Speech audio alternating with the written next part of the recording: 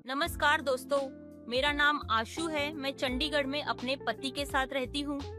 ऐसे तो मुझे कोई कमी नहीं है, मगर मेरे पति मेरे जैसे नहीं हैं। वो कभी भी ये नहीं जान पाते कि मेरे अंदर क्या चल रहा है। वो बस एक दिनचर्या को ही जिंदगी मान बैठे हैं। सबके लिए कमाना, सबको खुश रखना, बस इसी में लगे रहते हैं। हालांकि मैं मानती हूँ कि यह बहुत अच्छी आदत है, मगर मुझे फिर भी बहुत अधूरा सा लगता है, तन्हा सा लगता है। मुझे शायरी का बहुत शौक है, जबकि उनको ये सब बिल्कुल भी नहीं जमता है। तब भी मेरे पति मुझे खुश रखने की पूरी कोशिश करते हैं और मैं उनसे बहुत खुश भी हूँ। बस खुद से ही थोड़ी नाराज रहती हूँ कि मैं ऐसी क्यों हूँ। मेरे पास सब कुछ है, फिर भी मैं दिल से खुश क्यों नहीं हूँ। आज से कुछ दिन पहले जब एक दिन मेरे भैया का कॉल आया, अगर तुम बोलो तो प्रकाश को तुम्हारे इधर 7 दिन के लिए भेज देता हूँ। उसको अपनी आगे की पढ़ाई के लिए कोई अच्छी कोचिंग में दाखिला दिलाना है और यहाँ ऐसी कोई कोचिंग मिल नहीं रही है। फिर वो वहीं से फॉर्म भरकर वापस हमारे पास आ जाएगा और यहीं रहकर पढ़ाई करेगा। मैंने बोला, हाँ भेज दीजिए, मुझे कोई समस्या नहीं है, मगर मैं एक बार अपने पति से पूछ लेती हूँ, उसके बाद आपको बताती हूँ। रात को जब वो आए तो मैंने उन्हें बताया कि भैया का फोन आया था और वो ऐसे पूछ रहे थे। मेरे पति ने बोला, तो बुला लो, इसमें पूछना क्या है। 2 दिन के बाद प्रकाश दोपहर में मेरे घर आ गया। वो घर आया, फ्रेश हुआ, खाना खाया और सो गया। मैंने उसे अपने रूम के पास वाला रूम दे दिया। प्रकाश ज्यादा बोलता नहीं था, बस खुद में ही मग्न रहता था। वो रिश्ते में मेरा भतीजा था, मगर रहता मेहमान जैसा था। वो शाम को उठा, मैंने ही उससे थोड़ी बातें की, फिर वो छत पर चला गया। कुछ देर बाद वो घर से बाहर चला गया। यहाँ उसका कोई दोस्त नहीं था, तो जल्दी ही लौट आया, आकर टीवी देखने लगा। कुछ देर बाद मेरे पति आ गए, तो फिर वो दोनों आपस में बात करने लगे। मैं रसोई में खाना बना रही थी। जैसे ही खाना तैयार हुआ, मैंने खाना लगा दिया और उन दोनों को भी बुला लिया। खाना खाने के बाद हम तीनों कुछ देर बात करते रहे, फिर अपने अपने कमरे में सोने चले गए। रात को हम पति पत्नी आपस में बातें करते हैं। उस दिन भी ऐसा ही कर रहे थे। हम ये भूल गए कि पास वाले कमरे में ही प्रकाश सो रहा है। मेरी नजर अचानक से दरवाजे की तरफ गई। मैंने देखा, दरवाजे के नीचे से किसी की परछाई दिख रही है। मुझे समझने में ज्यादा समय नहीं लगा कि बाहर कौन खड़ा है। मैंने अपनी आवाज कुछ कम की, फिर धीरे धीरे पूरी बंद कर दी। जैसे ही मैंने आवाज करना बंद की, वो परछाई भी चली गई। मेरे पति बोले, चुप क्यों हो गई? मैं बोली, करीब वाले कमरे में प्रकाश है। वो बोले, वो अब तो सो गया होगा। मैंने बोला, नहीं यार, अच्छा नहीं लगता, बिना मतलब के परेशान होगा। जब मैं सुबह उठी तो सबसे पहले मैं प्रकाश के कमरे में गई। जाकर देखा तो वो उस समय सो रहा था। तो मैं भी नहाने चली गई और तैयार होकर रसोई में चली गई, नाश्ता बनाने लगी। मेरे पति भी तैयार होकर आ गए। थोड़ी देर में प्रकाश भी आ गया। हम तीनों ने मिलकर नाश्ता किया। मैं रात वाली बात याद कर के उसकी तरफ देखे जा रही थी, मगर वो मेरी तरफ देख नहीं रहा था, बस अपने फूफा से ही थोड़ी बहुत बात कर रहा था। फिर मेरे पति ऑफिस चले गए, मैं भी घर के काम में लग गई। प्रकाश भी फ्रेश होने चला गया। फिर तैयार होकर वो कोचिंग ढूंढने चला गया। दोपहर में वो आया तो मैंने उससे खाने का पूछा। उसने बोला, हाँ लगा दो। हम दोनों साथ में ही खाने बैठ गए और बातें करने लगे। मैंने उससे घर वालों के बारे में पूछा, जो कि मैं उससे कल ही पूछ चुकी थी, मगर बात शुरू करने के लिए कुछ तो चाहिए था। फिर मैंने उसके खुद के बारे में पूछा, बेटा और कैसी चल रही जिंदगी, और तुम इतने चुप चुप क्यों रहते हो? कुछ बात है तो मुझे बता सकते हो, क्या पता मैं कुछ मदद कर दूं। वो बोला, ऐसी कोई बात नहीं है, जिंदगी ठीक चल रही है, बस मुझे खुद में रहना ज्यादा पसंद है। मैं हर हाल में खुश रहने की कोशिश करता हूँ, अच्छा हो तो भी बुरा हो तो भी। उसकी बातें मुझे थोड़ी अजीब लगी, मगर मेरे पास उसकी बातों का कोई जवाब नहीं था। मैं उससे कुछ भी पूछती तो वो मुझे ऐसे ही लाजवाब कर देता। उसकी बातों से ऐसा लग रहा था जैसे वो जिंदगी से नाराज हो, मगर उसके बोलने का तरीका मुझे पसंद आया। जैसे ही वो कुछ बोलता था, उसकी बात सीधे दिल में उतरती थी। वो बोलता था, कि जिस बात से दिल खुश हो वो सब काम करूंगा। मेरी वजह से किसी का दिल ना दुखे, मुझे इसकी फिक्र रहती है।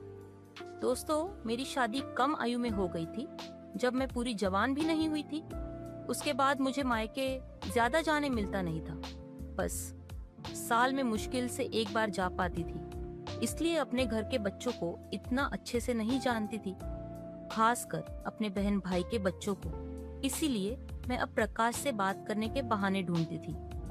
एक तो वो बातें बहुत अच्छी करता था, दूसरा मेरा समय भी निकल जाता था। इसी बहाने मुझे मेरे मायके वालों के बारे में मालूम भी चल जाता था कि कौन कैसा है, किसको क्या पसंद है। अगले दिन मैं घर की सफाई कर रही थी और वो सोफे पर बैठा टीवी देख रहा था। सफाई करते करते जब मैंने उसकी तरफ देखा तो वो मुझे ही देख रहा था। मैंने पूछा क्या हुआ, तो वह बोला कुछ नहीं हुआ। वो टीवी देखने लगा। फिर मैंने उसकी तरफ कई बार और ध्यान दिया तो पाया कि वो तब भी मुझे ही देख रहा था। पहले तो मुझे समझ नहीं आया, फिर मैंने अपने गले की तरफ देखा तो मुझे समझ आया कि उसका ध्यान कहाँ है। मैंने जल्दी से दुपट्टा सही किया। एक बार तो मुझे गुस्सा आया कि उसको बोल दूं, शर्म नहीं आती। फिर अगले पल ख्याल आया कि क्यों किसी को शर्मिंदा करूं, वैसे भी ये कुछ दिन के लिए ही तो आया है। बस मैं अपना काम करने लगी। मगर उस दिन के बाद मैं हमेशा ध्यान देती कि प्रकाश मुझे घूरता रहता था, खास करके जब मैं घर की साफ सफाई के लिए झाड़ू पोछा करती या कपड़े धोती थी। मगर मैं उसे कुछ भी नहीं कहती, बल्कि अब तो मैं जानबूझकर यह सब करने लगी, क्योंकि मुझे पता था कि वो इसके आगे कुछ नहीं कर सकता। अपना भी समय कट रहा था, मगर मेरे कुछ ना बोलने से प्रकाश की हिम्मत जरूर बढ़ रही थी। इन सब में एक चीज तो थी जो बिल्कुल गायब हो गई थी। मेरे और उसके बीच का फूफी और भतीजे वाला रिश्ता मानो कम हो गया था। उसके आने के करीब 6 दिन बाद वो एक दिन नाश्ते की टेबल पर बोला, वहाँ मेरे पति भी थे, मुझे कोचिंग मिल गई है और मैंने फॉर्म भी भर दिया है। 3 महीने बाद एग्जाम्स है तो मैं पढ़ाई गांव में ही कर लूंगा। उधर पापा को भी वहाँ मेरी जरूरत होती है, इसलिए मैं कल सुबह गांव के लिए निकल जाऊंगा। यह खबर सुनकर पता नहीं मुझे क्यों अच्छा नहीं लगा। दूसरे दिन मेरे पति उसे स्टेशन छोड़ने गए। जाने से पहले उसने मुझसे कहा, आप बहुत अच्छी हैं, आपने इतने दिन मेरे ख्याल रखा, उसके लिए धन्यवाद। फिर उसने नजरें नीचे की और फिर बोलने लगा, एक बात और कहूंगा, शायद आपको अच्छी ना लगे, काश कि आप मेरी फूफी ना होती।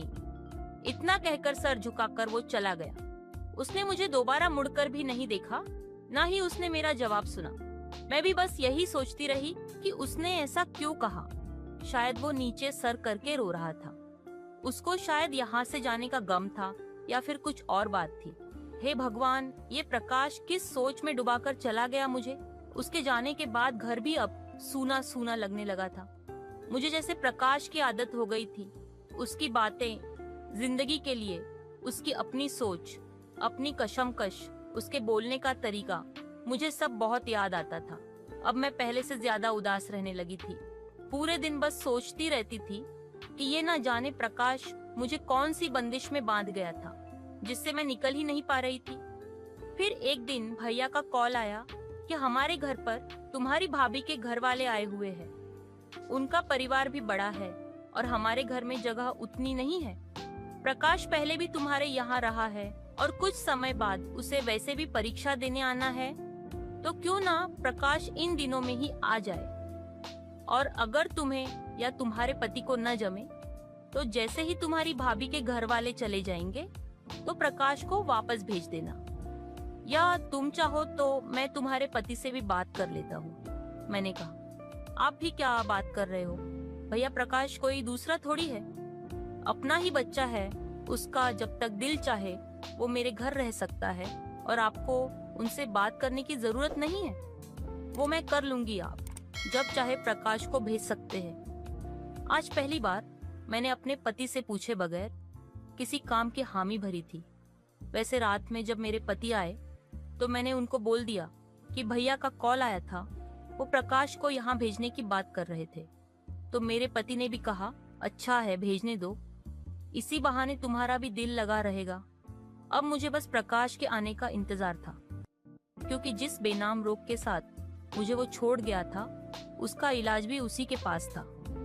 मेरे कुछ सवाल थे जिनके जवाब उसको देने थे और उसका साथ मुझे अच्छा भी लगता था। उसकी बातों से मेरी तन्हाई दूर होती थी। उसके आसपास होने का एहसास मुझे सुकून देता था। 1-2 दिन में ही प्रकाश हमारे घर आ गया। वो पहले की तरह ही अपने में रहता था, मगर जहाँ वो बात रोक कर गया था, वो बात ना अब तक उसने की थी और ना मैंने। कभी कभी वो रात में हमारी आवाजें सुनने आ जाता था। फिर एक दिन मेरी तबीयत अचानक ही बहुत खराब हो गई। मुझे बहुत तेज बुखार आ गया था। मुझे बिस्तर से उठना मुश्किल हो रहा था। उस दिन मेरे पति को बहुत जरूरी मीटिंग में जाना था, तो वो रुक नहीं सकते थे। उनकी फिक्र मेरे लिए उनके चेहरे पर दिख रही थी। वो कभी अपनी फाइल संभालते, कभी मुझे देखते। उनके जाने का दिल बिल्कुल भी नहीं था, मगर मीटिंग जरूरी थी तो उनको जाना ही पड़ा। उस दिन का नाश्ता भी प्रकाश ने ही बनाया था और मेरे पति जाने से पहले प्रकाश को बोल गए थे कि मेरे पूरा ध्यान रखे। और उस दिन प्रकाश ने वैसा किया भी। उसने मुझे अपने बिस्तर से हिलने तक नहीं दिया। यहाँ तक कि पानी भी उसी ने मुझे अपने हाथों से पिलाया। बाथरूम जाने के लिए जब मैंने प्रकाश का सहारा लिया और उसी के सहारे से उठी, तो मुझे चक्कर आने लगे। मैं बस गिरने ही वाली थी कि प्रकाश ने मुझे गोद में उठा लिया और बाथरूम तक ले गया। वहां जाकर उसने ही बाथरूम खोला और मुझे नीचे उतार कर कहा, आप फ्रेश हो जाए, मैं बाहर दरवाजे के पास खड़ा हूँ। मैंने फ्रेश होकर उसको आवाज दी। वो फिर से सहारा देकर मुझे बिस्तर तक ले आया और लेटा दिया। शाम में मेरे पति का कॉल मुझसे बात करने के लिए आया, मगर मुझ में उस वक्त इतनी हिम्मत नहीं थी कि उनसे सही से बात कर सकूं। तो प्रकाश ने ही बात करके उनको मेरा सब हाल सुना दिया। रात का खाना भी प्रकाश ने ही बनाया और मुझे खिलाया भी। उसी ने मेरे थोड़े बोलने पर उसने भी थोड़ा खाना खाया, क्योंकि मुझे पता था कि वो सुबह से मेरे पास ही बैठा था। उसने कुछ खाया नहीं था, ऊपर से सब काम भी वो ही कर रहा था, तो भूख तो उसे भी लगी थी। रात में फिर मेरे पति का कॉल आया। तब तक मेरी तबीयत थोड़ी ठीक हो गई थी। मैंने बात की तो वो बोले, सॉरी, मैं शायद आज नहीं आ पाऊंगा क्योंकि बाहर मौसम बहुत खराब है, बारिश भी बहुत हो रही है, हम सब यहाँ ऑफिस में ही हैं। तुम दवा लेकर सो जाना और प्रकाश को बोलना तुम्हारे पास ही रहे, ख्याल रखे तुम्हारा। रात भर प्रकाश मेरे पास ही बैठा रहा। उसने नींद भी नहीं ली। मैंने उसे कई बार बोला कि सो जाए, मगर उसने कहा कि मुझे नींद नहीं आ रही। मैं रात में 2 बार पानी के लिए उठी। दोनों समय मैंने उससे सोने के लिए बोला, मगर उसका जवाब वही था, मुझे नींद नहीं आ रही, तुम सो जाओ, मुझे नींद आएगी तो मैं भी सो जाऊंगा। सुबह जब मैं उठी तो वो वही कुर्सी पर बैठा और उसकी आंखें बंद थीं। मैंने उसे उठाना सही नहीं समझा। मेरी तबीयत भी अब ठीक थी, तो मैं उठकर बाथरूम में चली गई। जैसे ही बाथरूम से बाहर आई और दरवाजा बंद किया, तो उसकी आवाज से प्रकाश की आंखें खुल गई। वो भागकर मेरे पास आया और बोला, अरे मुझे बोल दिया होता, मैं बैठा था ना, आपको अकेली को आने की क्या जरूरत थी। अभी आप सो जाओ और बिस्तर से नीचे नहीं उतरना। मैंने उसको बोला, अब मैं ठीक हूँ, कोई टेंशन नहीं है, मगर वो कहाँ मानने वाला था और वो बस जिद करने लगा। मैंने उसको बोला, जग सुनो, देखो मैं बिल्कुल ठीक हूँ, अब फिक्र करने की कोई बात नहीं है, और मेरा इतना ख्याल रखने के लिए शुक्रिया। इतने में दरवाजे की घंटी बजी। मैंने और प्रकाश ने जाकर देखा तो मेरे पति थे। वो मुझे देखते ही मुझसे गले से लिपट गए। मेरी तबीयत पूछी और कहा कि बेगम, अगर आपकी इजाजत हो तो मैं थोड़ा आराम कर लूं। रात भर से बहुत थक गया हूँ, मुझे बस थोड़ी सी नींद चाहिए, और वैसे भी दोपहर में वापस जाना है। मैंने कहा, ठीक है आप जाएं। मैंने प्रकाश को भी बोला कि वो भी जाए और जाकर थोड़ा आराम कर ले। अब मैं ठीक हूँ, सब संभाल लूंगी। वैसे भी कल सुबह से तुमने थोड़ा भी आराम नहीं किया है। उसने गुस्से में बोला, मुझे बोलने की जरूरत नहीं है, मुझे पता है कि मुझे क्या करना है। मैं कुछ और उसको बोलती, उससे पहले ही वो अपने कमरे की तरफ जा चुका था। मैं सोचने लगी कि इसको अचानक क्या हुआ, अभी तो इतने अच्छे से बात कर रहा था। दोपहर में जब मेरे पति चले गए तो मैं प्रकाश के पास उसके कमरे में गई और उसको खाने के लिए पूछा, तो उसने कहा, मुझे नहीं खाना, मैं पढ़ाई कर रहा हूँ। वो फिर पढ़ने लगा। मैंने कहा क्या हुआ, क्यों इतना गुस्सा कर रहे हो? उसने कहा कुछ नहीं। मैंने फिर पूछा प्लीज बताओ। उसने फिर गुस्से में बोला कुछ नहीं हुआ। बोला ना एक बार समझ में नहीं आता क्या आपको? मैंने कहा ठीक है मत बताओ, और अब मुझे तुमसे बात भी नहीं करनी, और ना मैं अब से खाना खाऊंगी। इतना कहकर मैं वहां से उठने लगी तो उसने मेरा हाथ पकड़ लिया और बस थोड़ी देर यूं ही मुझे देखता रहा। फिर बोला आपने मेरा शुक्रिया क्यों किया? मैंने कहा तुमने मेरा इतना ख्याल रखा इसलिए तो उसमें क्या हुआ? वो बोला मैंने आप पर कोई एहसान नहीं किया और ना ही किसी के कहने से किया है। मेरा दिल किया कि मैं वो सब करूं आपके लिए, इसलिए किया था, और मुझे आपके शुक्रिया की बिल्कुल भी जरूरत नहीं है। मुझे अच्छा भी नहीं लगता कि कोई मुझे शुक्रिया कहे, और आप तो बिल्कुल भी नहीं। मैंने कहा ओके मैं आगे से याद रखूंगी। अब गुस्सा करना बंद करो और खाना खाओ, मुझे भी बहुत भूख लगी है। खाना खाने के बाद मैंने प्रकाश से कहा देखो अब हमारे बीच फूफी भतीजे वाला रिश्ता तो रहा नहीं, अब हम दोस्त हो गए हैं। अगर इजाजत हो तो तुमसे कुछ पूछूं? उसने कहा हाँ पूछिए ना। मैंने कहा तुम मुझे इतना घूरते क्यों रहते हो? उसने कहा सच बोलूं या झूठ? मैंने कहा अब तो सच ही बोल दो तो अच्छा है। उसने कहा आप में एक कशिश है जो मुझे आपकी तरफ ले जाती है। आप खुश तो दिखती हो, मगर आप जितना अपने आप को दिखाती हो उतना आप अंदर से होती नहीं हो। यह सुनते ही मैं उसे बस देखने लगी कि कल का आया हुआ प्रकाश आज मेरे बारे में इतना अच्छे से कैसे जान गया। मैंने कहा मैं बहुत खुश हूँ अपने आप से, अपने पति से, अपनी जिंदगी से। मैं क्यों उदास रहूंगी? उसने कहा आपके कहने की जरूरत नहीं है, मुझे आंखें और चेहरे दोनों बहुत अच्छे से पढ़ने आते हैं। अब इसके बाद उसकी बातों का मेरे पास कोई जवाब नहीं था, तो मैंने दूसरी बात शुरू कर दी। अच्छा एक बात बताओ, जब तुम यहाँ से जा रहे थे तो तुमने वो जो सब बातें कही थी, क्यों कही थी? क्या मतलब था उन सब बातों का? और हाँ तुम रो क्यों रहे थे? मुझे मुद्दा कर भी नहीं देखा।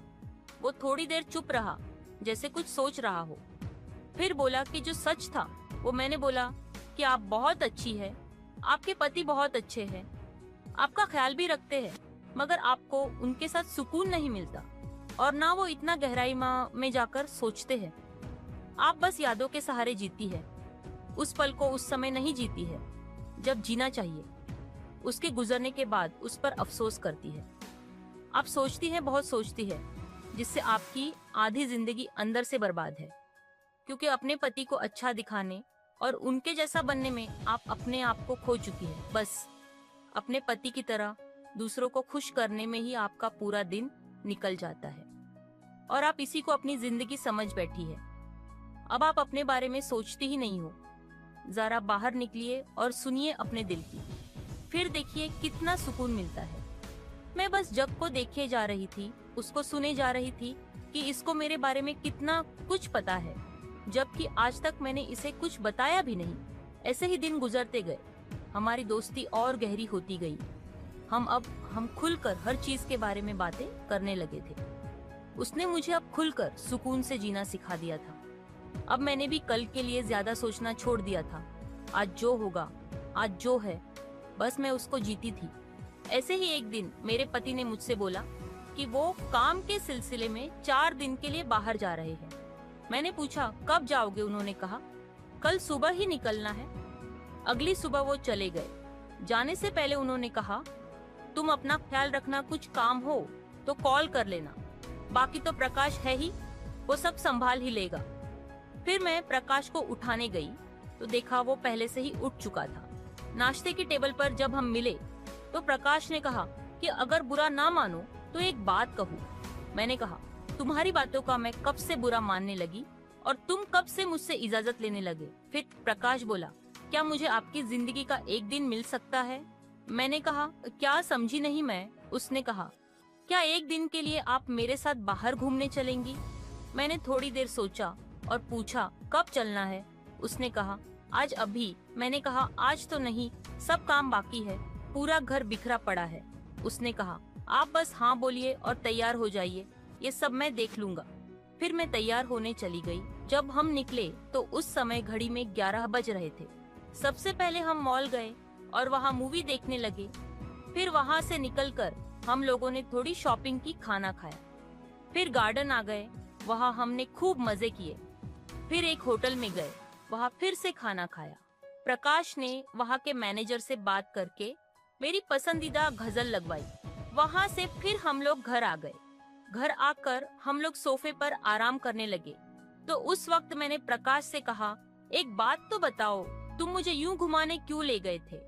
ये सब तो तुम मुझे ऐसे भी पूछते चलने के लिए, तो मैं चलती तुम्हारे साथ। उसने कहा, अब में और तब में बहुत फर्क है। अब तुम जो गई हो वो मेरे लिए, मेरी रिक्वेस्ट पर गई हो, और तब तुम जहाँ जाती वो बस ऐसे ही घूमने के लिए पहले से ही तैयारी करके जाती, तो वो अचानक वाला मजा नहीं आता जो अब आया है। फिर मैंने प्रकाश से कहा, अगर मैं तुमसे कुछ मांगू और तुम भी मुझसे वही चीज चाहो तो वो क्या होगी? वो फट से बोला, दोस्ती। मैंने कहा, तुम क्या पागल हो? उसने कहा, हाँ, तुम्हारे लिए, तुम्हारी खुशी के लिए। फिर मैं हंसकर सोने चली गई और प्रकाश भी अपने कमरे में चला गया। रात भर मैं प्रकाश के बारे में सोचती रही कि कैसा लड़का है, कुछ मिलने की उम्मीद नहीं है, फिर भी मेरी कितनी फिक्र करता है, मेरा कितना ख्याल रखता है, और उसका साथ मुझे भी तो कितना अच्छा लगता है।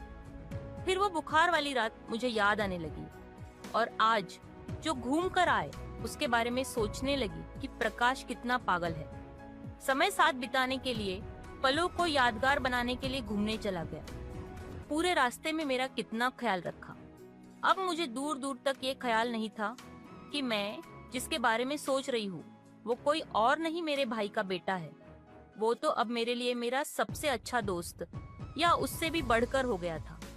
यही सब सोचते सोचते पता ही नहीं चला कब मेरी आंख लग गई और मुझे नींद आ गई। दूसरे दिन सुबह जब प्रकाश को उठाने गई तो मेरी आंखें फटी की फटी रह गईं, मगर मैं वहां ज्यादा देर रुकी नहीं और नीचे आ गई और प्रकाश के उठने का इंतजार करने लगी।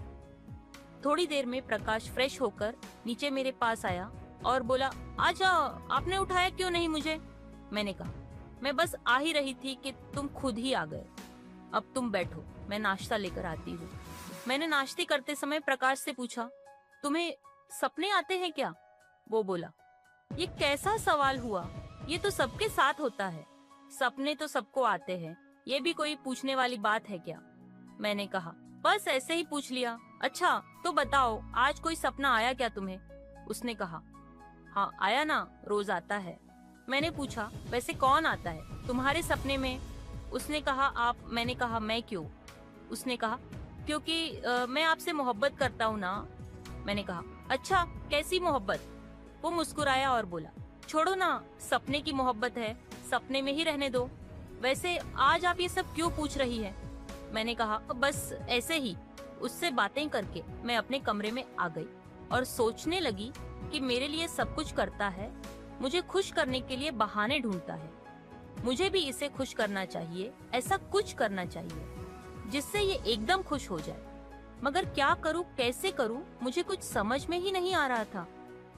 यही सब सोचते हुए मैं नहाने चली गई। जब नहा रही थी तो तभी अचानक मुझे एक सुझाव आया कि कैसे मुझे प्रकाश को खुश करना है। फिर मैंने प्रकाश को आवाज दी। जब मुझे लगा कोई आ रहा है तो मैंने दरवाजा बंद कर लिया। प्रकाश ने बाथरूम के बाहर आकर मुझे आवाज दी, क्या हुआ, बोलो? मैंने कहा, मैं तौलिया लेना भूल गई हूँ, वो बिस्तर पर मेरा तौलिया रखा है, जरा दे देना। उसने कहा, ठीक है, देता हूँ। फिर जब उसने तौलिया देने के लिए बाथरूम का दरवाजा खुलवाया तो मैंने अपना सिर्फ हाथ बाहर निकाला। जैसे ही उसने मेरे हाथ में तौलिया दिया, मैंने चिल्लाना शुरू कर दिया, ओ मर गई, पकड़ दो मुझे, पकड़ दो, मैं गिर जाऊंगी। जैसे ही प्रकाश ने मेरा हाथ संभालने के लिए पकड़ा मुझे, मैंने गिरने के बहाने से उसे अंदर खींच लिया। जैसे ही वो अंदर आया, मैंने गिरने के बहाने से उसे पकड़ लिया और गले से लगा लिया। प्रकाश जल्दी से वहां से चला गया। कुछ देर बाद मैं किचन में चली गई खाना बनाने के लिए। बाद में खाने पर मैंने प्रकाश को बुलाया। वो आया, मगर वो मुझसे नजर नहीं मिला रहा था, न मुझसे बात कर रहा था। मैंने उससे पूछा, क्या हुआ, तुम मुझसे बात क्यों नहीं कर रहे हो? उसने कहा, मुझे माफ कर दीजिए सुबह के लिए। अब मैं यहाँ और नहीं रह सकता क्योंकि मैं रिश्तों को ताक पर नहीं रख सकता। यह सब गलत है और मैं यह सब नहीं कर सकता। इतना कहते ही मेरी गर्दन शर्म से झुक गई और उसके बाद प्रकाश हमेशा के लिए वहां से चला गया। उसके बाद मुझे भी समझ आ गया कि रिश्ते में आप कितने भी अच्छे दोस्त क्यों ना बन जाए, लेकिन रिश्ते रिश्ते होते हैं और मुझे बहुत दुख हुआ। प्रकाश मुझे एक बहुत अच्छी सीख देकर गया था। तो दोस्तों, कैसी लगी हमारी कहानी ये? अगर कहानी पसंद आई है तो हमारे चैनल को सब्सक्राइब जरूर करें। धन्यवाद, धन्यवाद, धन्यवाद। नमस्कार दोस्तों, आगे की कहानी मैं हुआ कुछ यूं कि अचानक से किसी के आने की आहट सुनाई दी। माँ, आप यहाँ हो क्या?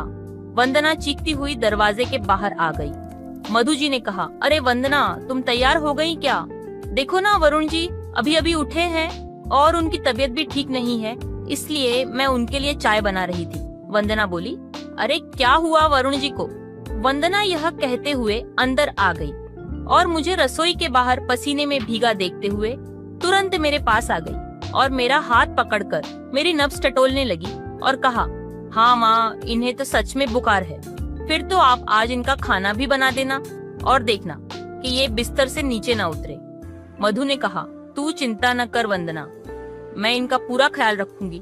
आखिर ये हमारे पड़ोसी है और हमारा फर्ज बनता है कि हम इन्हें कोई तकलीफ ना होने दें। अगर आज हमारा पिताजी के साथ बाहर जाने का प्लान ना होता तो मैं खुद इनकी सेवा करती। वंदना ने बड़े ही भावुक शब्दों में कहा। मधु बोली, कोई बात नहीं बेटा, तुम अपने पिताजी के साथ जाओ और कल शाम तक लौट आना।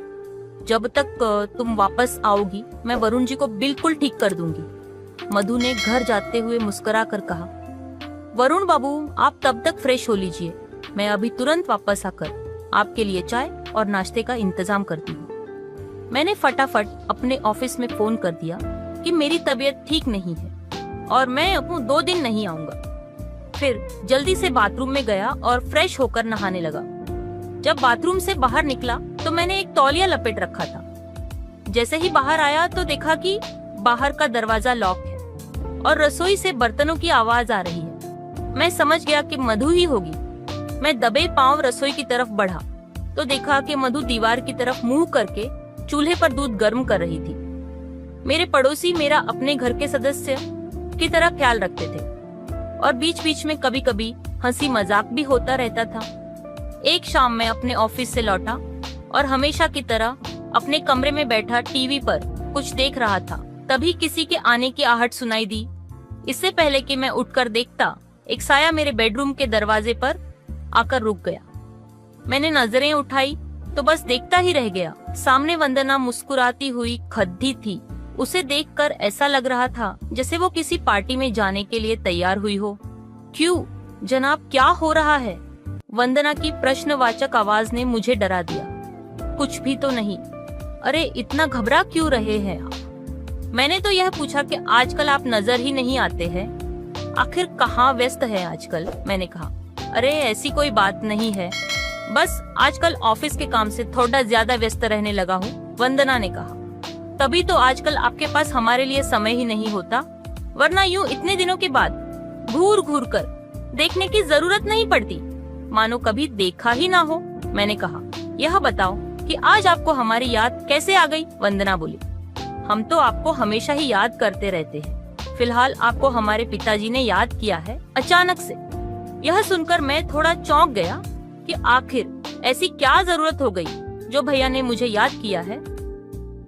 मैं अपने घर से बाहर निकला और उनके यहाँ पहुँच गया। अंदर मधु और अरविंद जी सोफे पे बैठे चाय की चुस्कियां ले रहे थे। अरविंद भैया ने कहा, वरुण जी बैठिए, आजकल तो आपसे मुलाकात ही नहीं होती। तभी वंदना अपने कमरे से बाहर आई और मेरे साथ में सोफे पर बैठ गई। मैंने कहा, भाई साहब आप बताइए क्या काम था मुझसे? भाई साहब ने कहा कि माफ करना, लेकिन मैं आपको एक छोटा कष्ट दे रहा हूँ। अरे नहीं भैया, इसमें कष्ट की क्या बात है, आप आदेश करें। दरअसल बात यह है वरुण जी कि वंदना की एक सहेली का आज जन्मदिन है और उसे उसके यहाँ जाना है, और आपको तो पता ही है कि वो कितनी जिद्दी है, बिना जाए मानेगी नहीं। मेरी तबीयत कुछ ठीक नहीं है, और मैं उसके साथ जा नहीं सकता। इसीलिए हम सब ने ये विचार किया कि वंदना को आपके साथ भेज दें, आपका भी मन बहल जाएगा और आपके वंदन के साथ होने से हमारी चिंता भी खत्म हो जाएगी। मैंने उनकी बातें सुनकर एक बार मधु की तरफ देखा और फिर एक बार वंदना की तरफ देखा। दोनों यूं मुस्कुरा रही थीं, मानो इस बात से दोनों बहुत खुश थीं। मैंने कहा, भाई साहब, आज तो मैं नहीं जा पाऊंगा क्योंकि मुझे ऑफिस का जरूरी काम बाकी पड़ा है। तभी सभी लोग बहुत परेशान हो गए। वंदना का चेहरा बिल्कुल रोने जैसा हो गया। तभी मैंने कहा, आप परेशान मत हो, मैं तो वंदना के साथ मजाक करने के लिए ऐसा कहा है। सभी एक साथ हंस पड़े। हम हंसी मजाक कर रहे थे। तभी वंदना का हाथ मेरे कप से लगा और चाय मेरे पैर पर पड़ गई। मधु जी और अरविंद जी ने वंदना पर गुस्सा हो गए। मैंने हंसते हुए सबसे कहा, कोई बात नहीं है, चाय ज्यादा गर्म नहीं है। मधु जी ने कहा, वरुण जी, आप जल्दी से बाथरूम में जाइए और पानी से धो लीजिए, वरना शायद फप्पोले उठ जाए। मैंने कहा, कोई बात नहीं, मैं अपने कमरे पे जा ही रहा हूँ, वही साफ कर लूंगा और तैयार भी हो जाऊंगा। मैंने हंसकर कहा, अब अगर वंदना के साथ नहीं गया तो पता नहीं और क्या क्या सजाएं भुगतनी पड़ेगी। मेरी बात सुनकर फिर से सब हंसने लगे। वैसे तो चाय ठंडी थी, लेकिन इतनी भी ठंडी नहीं थी। मेरी जांघों में जलन हो रही थी। मैं भागकर सीधा अपने बाथरूम में घुसा और पानी का नलका खोलकर अपने जांघों को धोने लगा। जैसे ही मैं अपनी जांघों को धोकर मुड़ा, मैं चौंक गया। सामने वंदना बाथरूम के दरवाजे पे खड़ी, अपनी लाल लाल आंखें लिए हुए मुझे घूर रही थी। अरे, तुम कब आई? मैंने उसे देखते ही पूछा तो वंदना बोली, बस अभी अभी आई, वो मम्मी ने यह जेल भेजा है। अरे, इसकी कोई जरूरत नहीं है, बस थोड़ी सी जलन है, ठीक हो जाएगा। वंदना काफी उदास लग रही थी। मैंने कहा, अरे वंदना जी, अब इतना भी उदास होने की जरूरत नहीं है। तुमने कोई जानबूझकर तो चाय नहीं गिराई, वो बस ऐसे ही गिर गई। वंदना ने कहा, नहीं, पहले आप कहो कि आपने मुझे माफ कर दिया, तभी जाऊंगी मैं, वरना मुझे कहीं नहीं जाना। अच्छा बाबा, मैंने आपको माफ किया, अब खुश। वंदना बोली, अगर आपने सच में मुझे माफ किया है तो ये जेल मैं खुद आपके जलन वाली जगह पे लगाऊंगी, तभी मुझे यकीन होगा। अब मुझे समझ में नहीं आ रहा था कि क्या करूं। अचानक से बिजली चली गई और पूरे कमरे में अंधेरा छा गया। मोमबत्ती की रोशनी में जैसे ही वंदना ने मेरे जांघों पे पड़े छालों को देखा, उसके मुंह से एक सिसकारी निकल गई। कितना जल गया है, और आप कह रहे थे कि कुछ हुआ ही नहीं। मैंने कहा, आप रहने दे, मैं खुद लगा लूंगा। वंदना ने कहा, चुपचाप लेटे रहिए, अब मैं आपकी कोई बात नहीं सुनूंगी। अब मैं चुपचाप लेट गया और इंतजार करने लगा कि वो जल्दी से जल्दी दवा लगाए और यहाँ से जाए। उसकी उंगलियों ने जैसे ही मेरे छालों को छुआ, मुझे थोड़ी सी जलन हुई और मैं सिहर गया। उस जेल में कुछ तो था जिसकी वजह से एक अजीब सी ठंडक का एहसास होने लगा। मुझे सच में आराम मिल रहा था। मुझे तो कुछ समझ ही नहीं आ रहा था कि मैं क्या करूं। फिर हम तैयार होकर वंदना के घर चले। तभी अंदर से अरविंद जी कार की चाबी लेकर बाहर निकले और पीछे पीछे मधु भी मुस्कुराते हुए आई। अरविंद जी ने कहा, वरुण जी, मेरी कार ले जाइए, रात में शायद आप लोगों को लौटने में देर हो जाए और मौसम भी कुछ ठीक नहीं है और इतनी रात गए, इस शहर में बाइक से जाना सही नहीं होगा। अरविंद जी ने मेरी तरफ देखते हुए कहा और अपने गराज से कार निकलने लगे। इसी बीच मधु हम दोनों के पास आई और बोली, आराम से आइएगा, रात का वक्त है, जल्दबाजी की कोई जरूरत नहीं है, कहीं कोई हादसा न हो जाए। मैंने हंसते हुए कहा, अगर आप कहे तो आज हम आते ही नहीं है, फिर आप अपने दिल के सारे अरमान पूरे कर लीजिएगा। हम कार से रवाना हुए। थोड़ी देर बाद वंदना ने एक रोमांटिक गाना चला दिया, अगर तुम मिल जाओ जमाना छोड़ देंगे हम। वंदना ने थोड़ी देर बाद कहा, आप मुझसे नाराज तो नहीं हो ना? मैं हक्का बक्का सा उसकी बातें सुनता रहा। मैंने कहा, तुम मुझे वैसे ही पसंद हो, शरारती और हमेशा हंसती हुई। मेरी बातों ने वंदना को इतना खुश कर दिया कि वो चहक उठी। अचानक से पूरा महल खुशनुमा हो गया। इसी तरह हंसी मजाक करते हुए हम थोड़ी देर में उसकी सहेली के यहाँ पहुँच गए। बारिश अब भी बड़े जोरों से हो रही थी।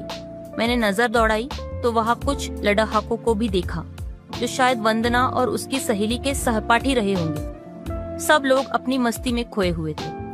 मैंने वहां पर कुछ ऐसा नोट किया कि जैसे बच्चों को माँ बाप ने कुछ ज्यादा ही छूट दे रखी थी। मैंने देखा कि वहां पर मौजूद सभी लड़के और लड़कियों ने ड्रिंक कर रखी थी। ऊंची आवाज में साउंड बज रहा था। बर्थडे का केक काटा गया और उसके बाद डांस का प्रोग्राम रखा गया था। सभी लड़के और लड़कियां एक दूसरे के साथ नाच रहे थे और कुछ लड़के गलत फायदा उठाने की कोशिश कर रहे थे। मधु को भी धोखे से ड्रिंक पिला दी गई। मधु नशे की हालत में थी और उसे पता भी नहीं चला कि कौन उसके साथ क्या कर रहा है। मैं यह सब देख रहा था और मुझे बहुत गुस्सा भी आ रहा था, लेकिन मैंने सोचा पार्टी को खराब करने से कोई फायदा नहीं है। मुझे कुछ वंदना पर भी शंका होने लगी थी कि शायद वह दिशा भटक गई है। पार्टी समाप्त होते ही मैंने वंदना को गाड़ी में बैठाया और घर के लिए रवाना हो गया। मैंने सोचा इस हालात में घर पर जाना ठीक नहीं होगा, क्योंकि वंदना अभी भी नशे में थी। ऊपर से जोर की बारिश के कारण रात में कुछ साफ दिखाई नहीं दे रहा था। इसलिए मैंने गाड़ी को एक होटल पर रोक दिया। वंदना को उल्टी होना शुरू हो गई, लेकिन थोड़ी देर बाद वंदना सही हो गई थी। बारिश रुकते ही हम घर पहुंचे और सुबह मैंने अरविंद जी और मधु जी को बैठाया और कहा कि आप मुझे अपना घर का सदस्य मानते हो, इसलिए मैं आपसे कुछ कहना चाहता हूँ। मधु जी ने कहा, आप बताइए क्या बात है। तो मैंने पार्टी की सारी बातें अरविंद जी बताई। मैंने कहा कि बच्चों को छूट देना सही है, लेकिन बच्चे किस दिशा में जा रहे हैं यह भी तो जानना हमारा फर्ज है। अरविंद जी काफी खुले विचारों वाले थे, इसलिए उन्होंने वंदना को समझाया कि हमें ऐसा कुछ भी नहीं करना चाहिए जिससे आपके परिवार वालों को दुख देखना पड़े। हमारा फर्ज बनता है कि हम छोटी छोटी बातों का ध्यान रखें ताकि हमें बाद में पछताना न पड़े। तो दोस्तों, कैसी लगी हमारी कहानी? अच्छी लगी हो तो हमारे चैनल को सब्सक्राइब जरूर करें। धन्यवाद।